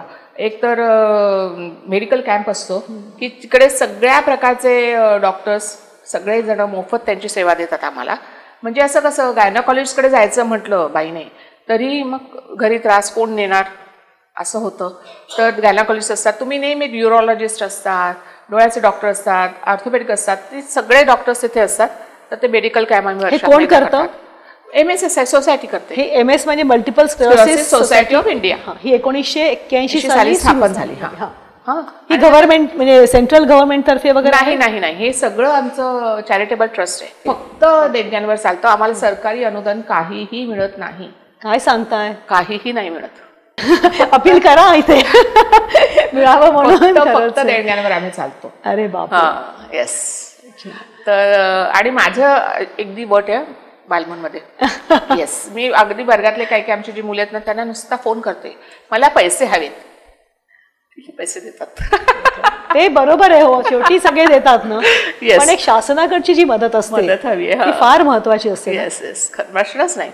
म्हणजे हे म्हणजे किती महत्वाचं कारण आहे. आणि त्याच्यासाठी आणि हे अपंगत्वातलं 21 अपंगत्वामधलं आहे. 21 अपंग, पण ते आत्ता आलंय ना शेवटी.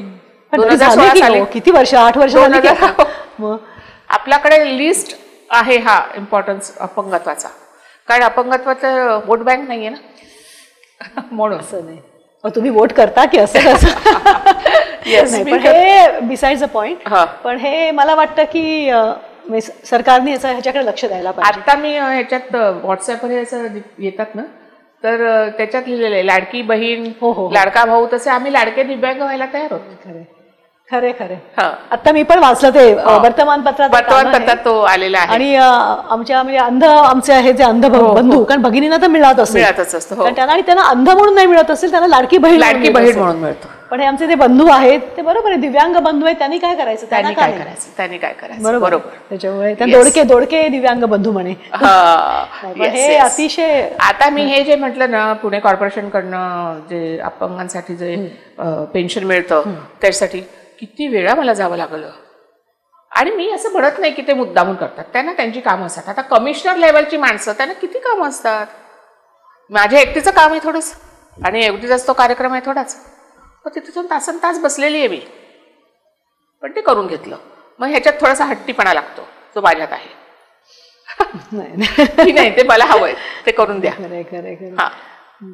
आता ही सोसायटी तुमची जी आहे तसं म्हणाल वैद्यकीय म्हणजे तुम्ही मेडिकल कॅम्प करता, आणि अजून काय असतं ह्यांना काही व्हीलचेअर किंवा ते सगळं क्रचेस आम्ही देतो. नंतर हे मी म्हटलं तसं औषधं वगैरे प्रचंड महाग असतात, बरोबर की नाही, मग त्याची काहीतरी यांना आंशिक मदत आम्ही देतो. नंतर मी म्हटलं तसं डायपर्स फ्री देतो. हे फार मोठं काम आहे, अतिशय मोठं काम आहे. डायपर्स फ्री देतो. नंतर मुलांना शिक्षणाची काही मदत ते देतो. म्हणजे कुटुंबातलाच माणूस जर आजारी पडला तर काय करणार, किंवा डबे पण आम्ही देतो. समजा एखादी घरातली बाई, तिला MS आहे, मग जेवणाचं काय, मग ते महिन्याचे डबे दिवसाचे रोज डबा द्यायचा, हे कामं करतो. तर अशा बऱ्याच ॲक्टिव्हिटीज आम्ही करतो. नंतर पिकनिक नेतो आम्ही वर्षातनं एकदा. मग तिथे असं आम्हाला रिसॉर्ट वगैरे काही शोधावं लागतं की तिथे रॅम्प आहे, आणि व्हॉलेंटियर्स आम्हाला BNY मेलन नावाची संस्था आहे, बँक ऑफ न्यूयॉर्कचं बॅक ऑफिस. तर ते कुठे आहे? ते बँक ऑफ न्यूयॉर्कचं आता त्याचं ब्रँच ऑफ काय म्हणतात बॅक ऑफिस पुण्याला पण आहे, आणि मद्रासला पण आहे, चेन्नईला पण आहे. तर त्या लोक जी आहेत तर त्यांचा आम्हाला असा फायदा होतो की आता समजा एक माणूस आमच्याकडे तो BNY मेलनचं काम करणारा आमच्याकडे आला, त्यांनी 8 तास आम्हाला दिले, तर त्या 8 तासाचा जो पगार आहे ना तो आम्हाला मिळतो, आणि शिवाय त्या माणसाची सेवा मिळतात. अच्छा. आपल्यालाच वाटतं हल्ली तरुण मुलं काय करतात नाही, इतकी तरुण मुलं येतात आणि इतकी आम्हाला मदत करतात. म्हणजे या ट्रिपला आम्ही जातो, पिकनिकला जातो किंवा मेडिकल कॅम्पला जातो, खूप मदत करतात ही मुलं आम्हाला. व्हॉलेंटियर्स म्हणून खूप मदत करतात. तर ते येतात आणि ती मदत करतात आम्हाला. पण ही आता कॉलेजेसमध्ये NSS वगैरे असतात, तर त्यांची पण मुलं येत असतील? नाही, कारण तिथे म्हणजे मी म्हटलं ना तसं, एक तर आमची संस्था अशी आहे की ती देणग्यांवर चालते. आम्ही जे काम करतो, जे कमिटी मेंबर्स आहोत ते काय म्हणतात त्याला, सेवा म्हणून करतो. त्यामुळे तुमचा व्यवसाय सांभाळून तुम्ही ते उरलेल्या वेळात ते करतो. आणि मग आमच्याकडे पगार देणारे लोकांना कोण, पेशंट कोऑर्डिनेटर एक, नंतर एक ॲडमिनिस्ट्रेटर आणि एक पिऊन की हाताखाली, एवढी 3-4च माणसं असतात. मग ते जाऊन प्रत्येक हॉस्पिटलमध्ये जाऊन ते करणार कसं. तरीही मी कसं केलं, एकदा ते अटल बिहारी वाजपेयी कॉलेज आहे पुण्याला, ते गव्हर्नमेंट पुणे कॉर्पोरेशनचं मेडिकल हॉस्पिटल आहे, तर तिथे मी जाऊन भेटले. असं माझ्या डोक्यात आलं की मी कोणालाही जाऊन भेटत असते. आणि तिथे त्यांना सांगितलं, तेव्हा त्यांनी फर्स्ट इयर मेडिकल स्टुडंट आणि सेकंड इयर मेडिकल एक्झॅक्टली त्या लोकांना मी लेक्चर्स दिली.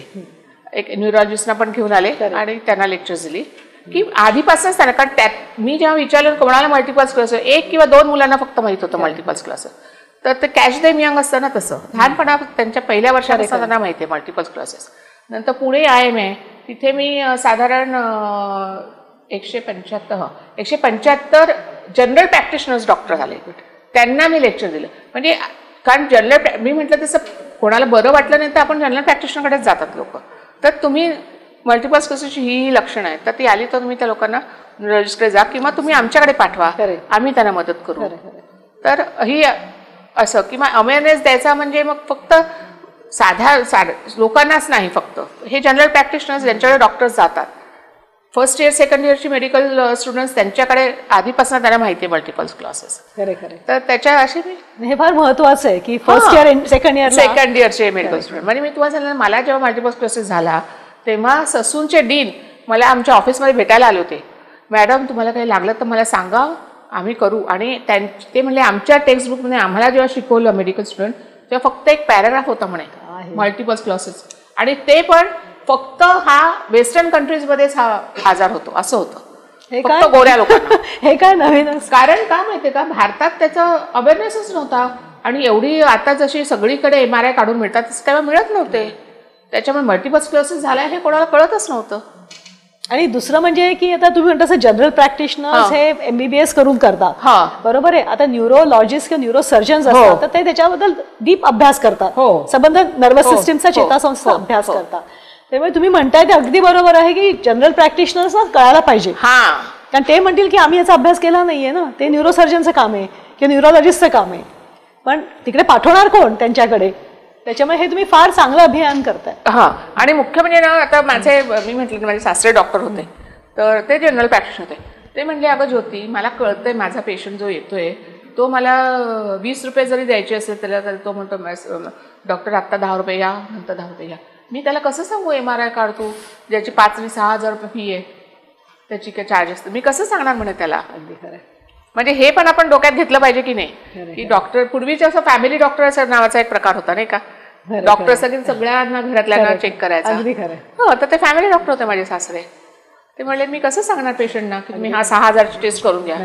अगदी खरं. आणि आपले गव्हर्नमेंट हॉस्पिटल जरी म्हटलं तरी पण पैसे द्यावे लागत असतीलच ना MRI थोडेफार होणार द्यावे लागतातच. येस. आणि तिथे भयंकर मोठी लाईन असते. अगदी खरं. म्युन्सिपल हॉस्पिटल, गव्हर्नमेंट हॉस्पिटल प्रचंड मोठी लाईन असते MRI काढायचे.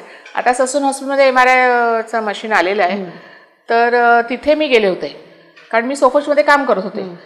तर आता हे जरा थोडंसं पर्सनल बोलते मी. तर ते पोर्शे हे झालेला ऍक्सिडेंट झाला तुम्हाला माहिती आहे का पुण्यात, त्या तरुण मुला छोट्या मुलाने 17 वर्षाच्या. तर तेव्हा ते जेव्हा दिन होते ना पुण्यात ससून हॉस्पिटलचे, त्याने ते ब्लड सॅम्पल्स वगैरे बदलली, तेवरे का काहीतरी त्यांचं नाव होतं. तर त्यांना मी भेटायला गेले होते. तर ते म्हणाले मॅडम तुम्ही मंत्रालयातनं परवानगी आणा ह्याचे पोस्टर लावायला. म्हटलं अहो सर, आम्ही काय सांगत नाही आहे पेशंटला की आम्ही तुम्हाला औषध देऊ का, तुम्ही वाचा आम्ही पोस्टर काय लावलंय की तुम्हाला MS झालंय असं डॉक्टरने सांगितलं, तर तुम्ही आमच्याकडे या, आम्ही तुम्हाला मदत करू. नाही तुम्ही मंत्रालयातनं परवानगी आणा.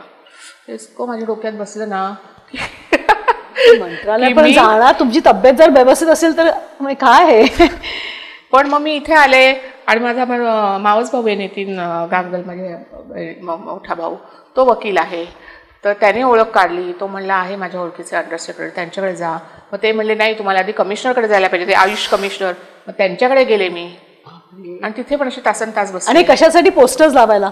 फक्त जागरूकता अभियानाची बास, बाकी काही नाही. एवढी पोस्टर्स लावायला मला एवढा उपद्व्याप करावा लागला. मग त्यांनी ते सही शिक्केचं पत्र दिलं आणि मग आता ते म्हणले मंत्रालयात जायचं. आता मी निवडणुका आल्या, परत बसलो आम्ही. आता तुम्ही सांगा जागरूकता अभियान इकडेच करा, आता पोस्टर्स लावायची गरजच नाही. पोस्टर्स महाराष्ट्रातल्या आता तिथे ठेवलेत आमची ब्रोशर्स आणि मुंबई चॅप्टरची बघा आणि फ्लायर्स. आणि आता जेव्हा कधी ते मंत्रालयातून निघेल त्याची ऑर्डर आणि जेव्हा ती तेव्हा आम्ही आता ती पोस्टर्स लावणार नाही, तोपर्यंत आपलं प्रोग्राम सगळीकडे जाईल, लोकांना समजेल की ज्योती मॅडम कॉन्टॅक्ट करायचं.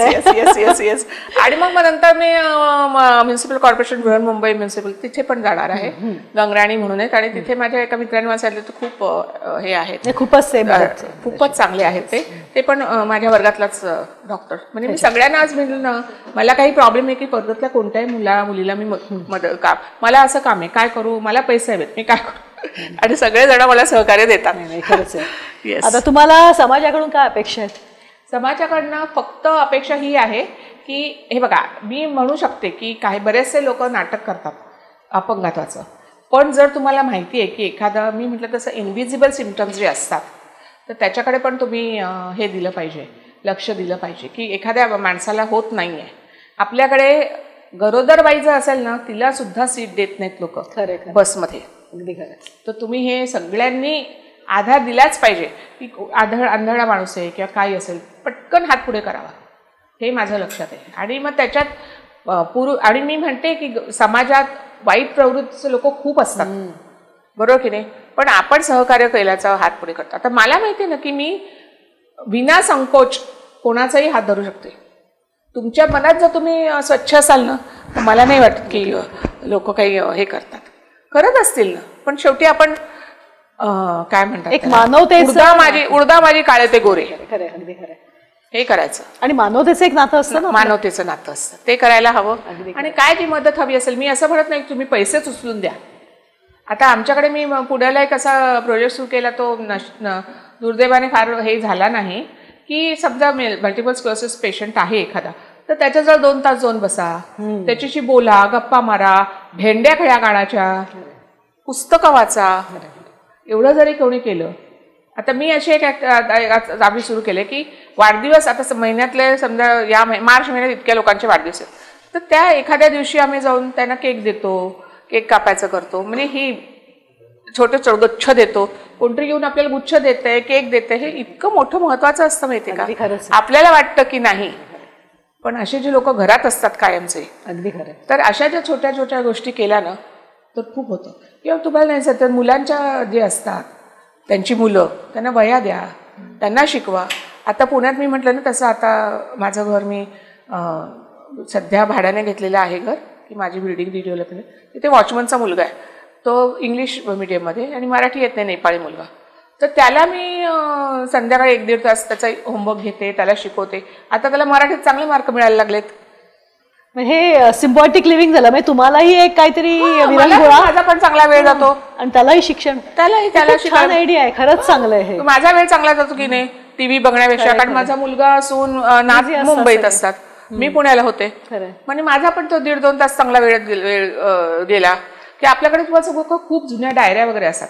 आता हा जो मुलगा आहे ना, तो वॉचमनचा मुलगा आहे. आपल्याला काय वाटतं, त्याला फक्त वह्या पुस्तकं दिली की झालं, बरोबर की नाही. तर त्याला फक्त अभ्यासाची पुस्तकं असतात, त्याला चित्र काढायला आवडतं. आता माझी मुलगी, आम्ही जेव्हा जातो ना, माझी नात तिथे असते, तो आला ना खेळायला की तो म्हणतो आपण लेट्स ड्रॉ, कारण त्याच्याकडे एवढे कागदच नसतात. खरे बरोबर की नाही. तर आपल्याकडे जुन्या डायऱ्या वगैरे असतात, नुसत्या पडून असतात, बरोबर की नाही. ती अशा मुलांना द्या चित्र काढायला, किती चांगलं. त्या छोट्या छोट्या गोष्टी असल्यात ना, आपण केल्या होतं. आणि आता तुमचं दत्तक ते संस्था आहे, तिकडे पण लहान लहान मुलं असतात, बरोबर. आणि आता तुमची MS म्हणजे मल्टिपल स्क्लेरोसिस संस्था आहे, तर त्याच्यात तुम्ही काही सांगड नाही का घालू शकत, की त्या मुलांबरोबर जाऊन वेळ घालवला अशा त्या, तुम्ही आपलं दुःख विसरता बघा अशामध्ये. बरोबर. पण काय असतं की आता बघा, मला मल्टिपल स्क्लेरोसिस झालाय, मला चालता येत नाही, मी तिथे बसून जाऊन खेळू शकते, पण मला तिथून तिथे न्यायला माझ्या कुटुंबातल्या कोणातरी वेळ पाहिजे ना. नाही, तुम्ही आता ग्रुपनी गेला समजा असं, कारण बरेच हल्ली म्हणजे वरिष्ठ नागरिक संघ असतात, ते असे संस्थांमध्ये म्हणजे दत्तक म्हणजे काय अनाथ आश्रम असतात किंवा अंधशाळे असतात, तिकडे जाऊन मग त्या मुलांना सिम्बॉटिक लिव्हिंग, की आम्हाला त्यांनाही आनंद मिळतो, त्या मुलांनाही मदत होते. असं तर मल्टिपल स्क्लेरोसिस आणि तुम्हाला आहे, तुम्ही एवढं मोठं काम केलेलं आहे, त्याच्यामुळे नाही मला त्या पेशंट्सची अशी खरं सांगू का, बोलताना सगळे बहुतेक जण डिप्रेस्ड असतात की मलाच काय, त्याच्यामुळे त्यांना तिथे जाऊन कोणाला तरी आपण असं करू ही इच्छा दुर्दैवाने मला कोणाच्या दिसली नाही. अजून पुनर्वसन प्रकारापर्यंत आलेच नाही ते. त्याच्यामुळे आणि मी मुख्य म्हणजे मी हे दत्तकाचं काम करते ना, आता सगळे जण म्हणतात adoption is the best rehabilitation. हे मूल दत्तक देणं आणि त्याला घर मिळणं हे सर्वात त्याचं पुनर्वसन चांगलं आहे. मला स्वतःला मी का काम करते सांगते मी तुम्हाला, की मी आई आहे, मी आईपणाचं सुख भोगलंय. तर कोणतीही लायक स्त्री असेल तिला आईपणाचं सुख मिळावं म्हणून मूल दत्तक द्यायचं काम करते मी. आईला सुख मिळावं, त्या बाळाला पण नंतर मिळतंच कुटुंब, पण आईपणा जो असतो ना, आईपणा भोगणं, त्याचं सुख मिळणं. छान सांगड त्याच्यासाठी. म्हणजे तुमच्याकडे एवढं म्हणजे अडॉप्शन काय दत्तक निदानमध्ये पण काम केलंय, मल्टिपल स्क्लेरोसिसचं पण काम केलंय, आणि सांगड चांगली घालताय तुम्ही. बरोबर. येस. आता ही इतरांना पण घालून द्या जरा सांगड, त्यांना सांगा जरा जाऊन त्या दत्तकाच्यासाठी काम करा. दुर्दैवाने ना हे सगळं आतून यावं लागतं. नाही पण तुम्ही हे प्रोग्राम्स जर करू शकलात, प्रेरणा मोटिवेशनल असेल, मोटिवेशनल ते तिथे त्यावेळेस ते सगळे ऐकून घेतात हो. आणि नंतर नाही करत. नंतर आता कोणाला काही प्रश्न असतील तर प्लीज आपण विचारूया. तुम्ही बहुसंख्य सगळं सांगितलं, त्याच्यामुळे मला वाटतं काही प्रश्न पोह झालेला आहे. आता मी तुम्हाला सांगते, मी मध्यंतरी असं केलं होतं की मल्टिपल स्क्लेरोसिस झालेले एखादे आहे तर तुम्ही दुसऱ्याच्या मल्टिपल स्क्लेरोसिस झालेल्या माणसाकडे जा, आम्ही संस्था त्याचा रिक्षाचं वगैरे सगळं देऊ तुम्हाला करा. कोणीही पुढे आलेलं नाही. दुर्दैव आहे. एकमेका करू सहाय्य असं काहीच नाही. नाही होत. 6 वर्णाचाच हा प्रश्न आहे. मल्टिपल स्क्लेरोसिस झालेली व्यक्ती. माझं नाव प्राजक्ता गांगल, ज्योतिताईची मी बहीण आहे. आणि मला या निमित्ताने आणखीन ज्योतिताईंकडनं हे ऐकायला सगळ्यांना त्यांनी सांगावं असं वाटतं की इथे माहेरच्यांचा सासरच्यांचा सपोर्ट असल्याशिवाय पेशंट एकटा फार काही करू शकत नाही.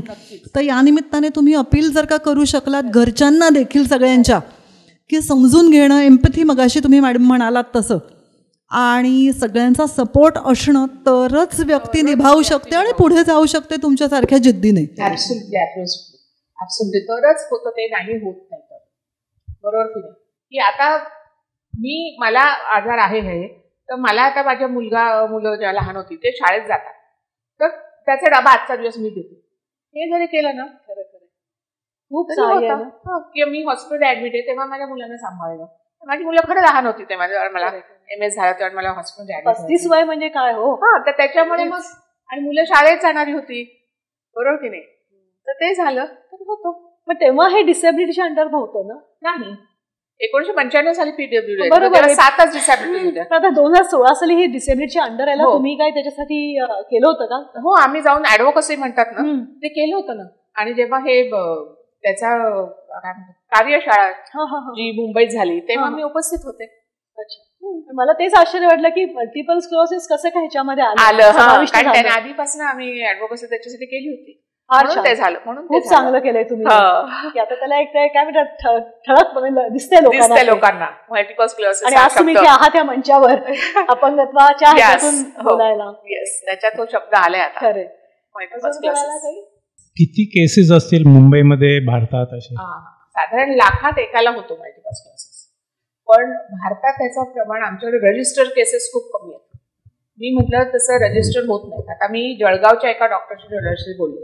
ते म्हणले, मॅडम आमच्याकडे खूप पेशंट्स येतात पण ते पुढे यायला तयार नाही. कारण आपल्याकडे अजूनही म्हणजे असं खेड्यापाड्यात जॉईंट फॅमिली सिस्टीम आहे, एकत्र कुटुंब. आता या माणसाला त्रास होतोय ना, तर झोपून ठेवा. अटॅक आला, स्टेरॉइड्स घ्यायचे, घरी जायचं. पुढे येत नाही. नोंद होत नाही. सोशल टॅबू मी जसं म्हटलं तसं बायकांना जास्त होतं ना. मग घरात ह्याच्या आहे का, ह्याच्या मुलीचं लग्न व्हायचंय, मुलाचं लग्न व्हायचंय. मी त्यामुळे नशिबात मला सून पण मिळाली, जावई पण चांगला मिळाला. तसं नाही. पण आता तुम्ही एक सांगा की आता हे अपंगत्वामध्ये समाविष्ट आहे. बरोबर. म्हणजे ह्याचा त्या माणसाला जर नोंद केली तर सरकारतर्फे त्या अपंगत्वाच्या ज्या तरतुदी आहेत ते त्या माणसाला मिळणार आहे. बरोबर. मग तरीही ते पुढे येणार नाहीयेत. नाही, ते फायदा घेतील. पण असं आता आपण जसं बसलोय तसं मी सांगते मला मल्टिपल स्क्लेरोसिस झालाय, पण बाकी कोणी सांगेल असं मला वाटत नाही. मग अशी तुम्ही भावनिकरित्या काय काय परिणाम होऊ शकतो घरच्यांवर, स्वतःवर, हे तुम्ही सांगितलं. कॉग्निटिव्हली पण काही गोष्टी अफेक्ट होतात का?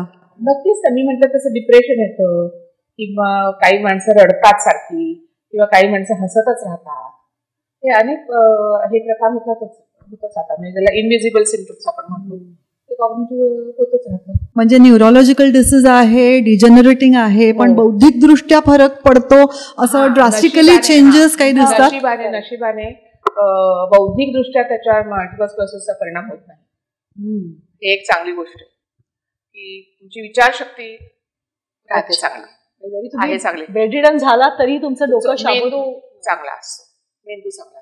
पण मग काय होतं माहितीये का, बेडरिडन झालेल्या माणसाचा मेंदू जरी चांगला असला तर तो म्हणला माझ्याच्याने आता काय होतच नाही, मी काय करू. तुम्ही त्या बुद्धीचा काय उपयोग करता? स्टीफन हॉकिन्स होते ना. त्यांचं काय आहे एक्झॅक्टली, आता तुम्ही म्हणताय ते म्हणून मला आता हे कारण ते विषयांतर आहे, पण त्यांचंही काहीतरी लॅटरल स्क्लेरोसिस नावाचंच आहे ते. बरोबर. आणि त्याच्या मानेखालचा सगळा, म्हणूनच म्हटलं ना त्यांना बुद्धी आहे आणि त्यांनी त्याचा चांगला उपयोग केला जरी ते बेडरिडन होते तरी. तर जरी म्हणजे बेडरिडन झाला तर मेंदू खूप माणसाचा चांगला आहे, पण तो जर त्याचा उपयोगच करत नसेल तर काय उपयोग. त्यांना बोलताही येत नव्हतं, काहीच नाही. ऍब्सोल्युटली. तरी कळ्या की एवढं मोठं काम. त्यासाठी प्रत्येक माणसावर ते अवलंबून आहे. म्हणजे प्रोडक्टिव्हली तुम्ही काम करू शकता. तुम्ही नक्की करू शकता. म्हणजे हे सगळ्यांना एक सांगावंसं वाटतंय की मल्टिपल स्क्लेरोसिस झाला म्हणून घाबरून जाऊ नका, पुढे या. नाही, पुढे या, नक्कीच. आणि तुमचं डोकं शाबूत असणार आहे. तुम्ही मुलांना शिकू शकता. आणि मी तर म्हणते माझ्याकडे आहेत पुण्याला काही अशा CA झालेली बाई, तिला मल्टिपल, ती कॉमर्सचे क्लासेस घेते घरात बसून. खरंच छान.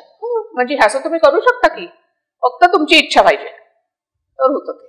बडबड केली. नाही खूपच छान. हो नाही फारच चांगलं बोललाय. आता एक क्लिअर झालं की पॅरालिसिस डायस्ट्रॉफी वगैरे सगळं वेगळं असतं, ते सगळं मस्क्युलर असतं.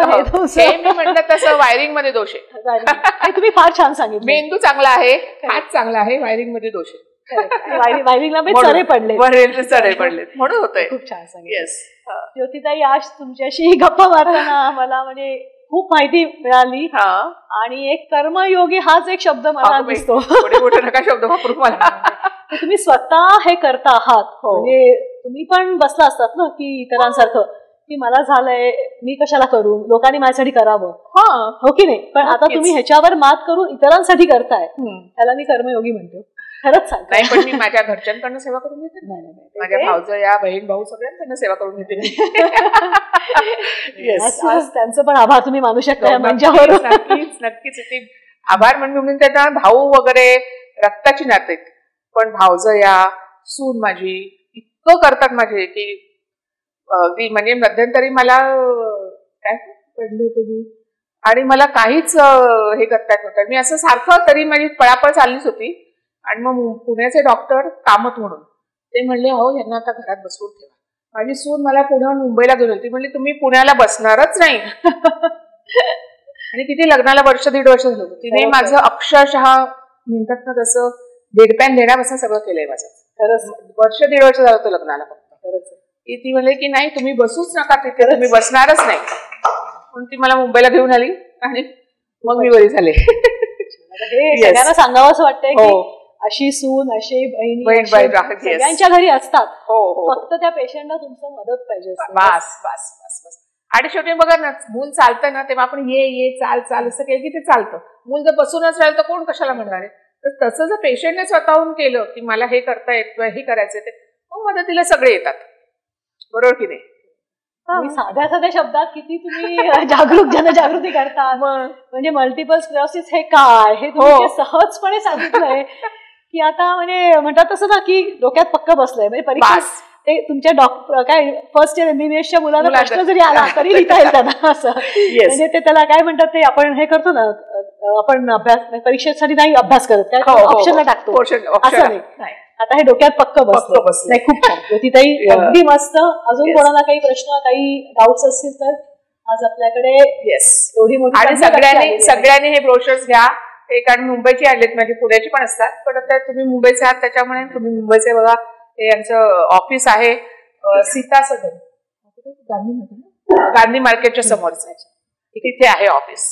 म्हणजे सायरला. तर मी म्हटलं तसं तुम्ही पैशाने नाही आर्थिक नाही पण त्यांच्याकडे जाऊन भेटा, त्यांना विचारा की आम्ही काय मदत करू शकतो तुम्हाला शारीरिक दृष्ट्या सेवा म्हणून काय करू शकतो. एक तिकडे व्हॉलेंटिअरिंग म्हणून जाऊन तिकडे अकाउंट्स किंवा तिकडे आलेल्या लोकांशी बोलणं तसं करू शकता. तुम्हाला ऑफिसमध्ये बसून किंवा त्यांचे काही जेव्हा कार्यक्रम असतात तेव्हा तिथे पेशंटला मदत करायला म्हणून तुम्ही जाऊ शकता. मेडिकल कॅम्प्स असतात. हे मला वाटतं की कॉलेजमध्ये सगळं आपण देऊ शकतो.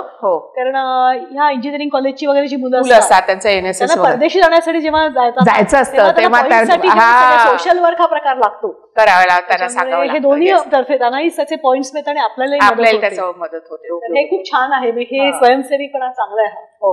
आणि दुसरं म्हणजे हे पण सांगते मी सगळ्यांना की हे आमचा प्रतिभांगणचा काहीतरी विशेषतः दिवाळी अंक आहे आणि ह्याच्यात सगळेच लेख अतिशय छान आहेत. नवोदित लेखकांनी लिहिलेले आहेत आणि हा ज्योतिताईंचा लेख आहे. काही डाऊट्स असतील तर तो लेख पण पुन्हा वाचा. आणि माझा फोन नंबर वगैरे तुम्ही यांना विचारू शकता. कोणत्याही काही तुमच्या ओळखीच्या कोणाला मला फोन करायचा तर कधीही फोन करू शकता. I am more than happy की त्यांना सांगावं सगळं. तेव्हा आता धन्यवाद हा शब्द पुरा आहे. कृतज्ञता कशी व्यक्त करू मला कळत नाहीये. सगळा समाज तुमचा कायम ऋणी राहिलो.